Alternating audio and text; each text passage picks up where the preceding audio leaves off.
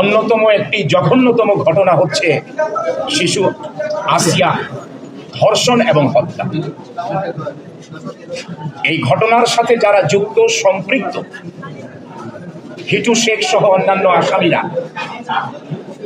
যাদের অপরাধমূলক কর্মকাণ্ডে আজকে শিশু আসিয়াকে আমরা হারিয়েছি, যার মা বাবা আজকে এই শিশুর অভাবে দাঁড়ে দাঁড়ে ঘুরে বেড়াচ্ছেন, সারা বাংলাদেশ ব্যাপী বিশ্বব্যাপী যে প্রতিবাদের ঝড় উঠেছে এই শিশু আসিয়াকে নৃশংসভাবে ধর্ষণ এবং হত্যা করার উদ্দেশ্যে, সেই মামলায় এই অন্তর্বর্তী সরকার এই মামলার জনগণের দাবির প্রতি শ্রদ্ধা রেখে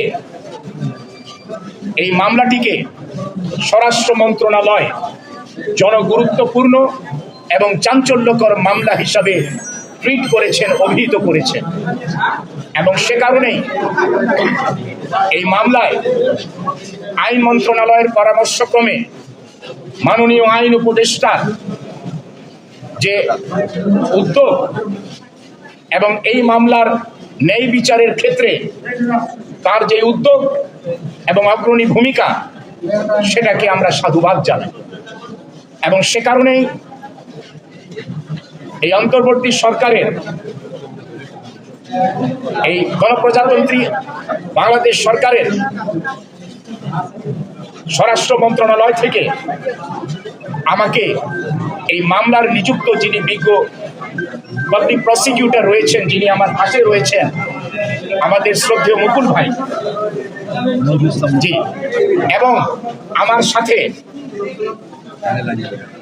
জাতীয়তাবাদী আইনজীবী ফোরামের সম্মানিত চেয়ারম্যান জনাব তারেক রহমানের নির্দেশক্রমে 5 জন বিজ্ঞ আইনজীবী যারা প্যানেলভুক্ত হয়েছেন এবং ঢাকা থেকে আগত আমার অ্যাসোসিয়েট সহ যে সমস্ত বিজ্ঞ আইনজীবীরা আজকে এই মামলায় প্রসিকিউশনের পক্ষে দাঁড়িয়েছেন, রিপ্রেজেন্ট করেছেন, আমি তাদেরকে শ্রদ্ধা এবং সাধুবাদ জানাই।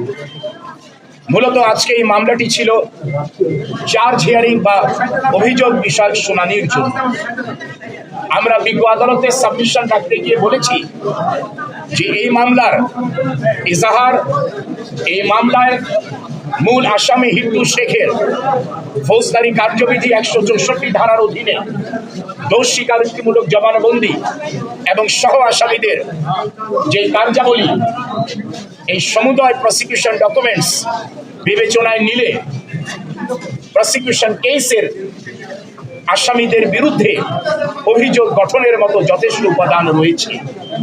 এবং সে কারণেই নারী ও শিশু নির্যাতন দমন আইন 2000 সংশোধিত 2003 এর 9-2 এবং সেই সাথে পেনাল কোডের সেকশন 506 সাবসেকশন 2 এবং সেকশন 201 এর এই ধারাসমূহের অধীনে লার্নেড পাবলিক প্রসিকিউটর বিজ্ঞ আদালতে সকল আসামিদের বিরুদ্ধে সংশ্লিষ্ট ধারার অধীনে চার্জ গঠনের জন্য সুপারিশ করেছে।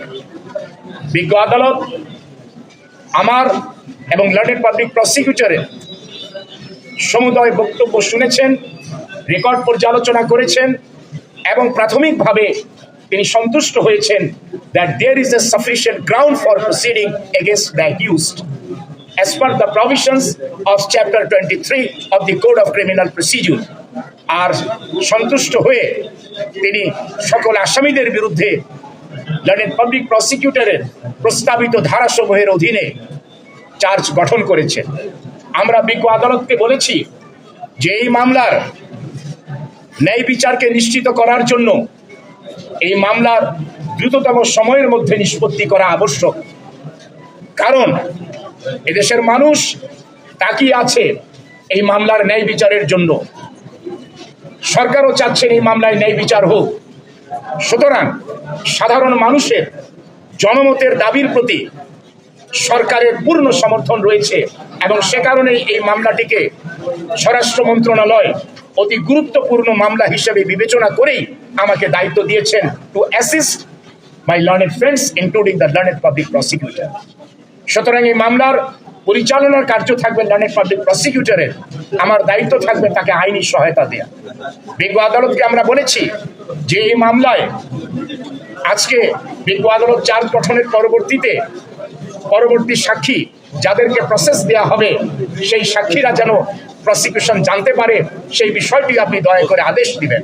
বিজ্ঞ আদালত বলেছেন যে চার্জশিটভুক্ত 1 থেকে 3 নম্বর আসামিদের বিরুদ্ধে প্রসেস যাবে। 1 থেকে 3